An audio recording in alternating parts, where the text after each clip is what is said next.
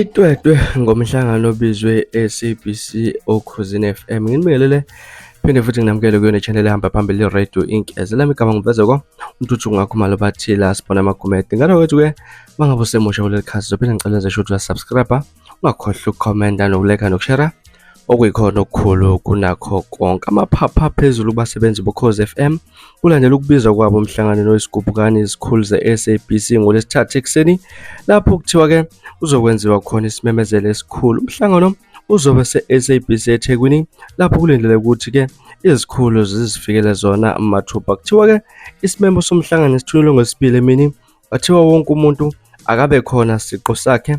Kuvela ukuthi ngokujwayelekile uma kunemihlangano abangekho bathunyelwa amalinki nokumela ngochwepheshe besimanje, kodwa kulokhu-ke kubizwe wonke umuntu ukuthi asifikele yena mathupha.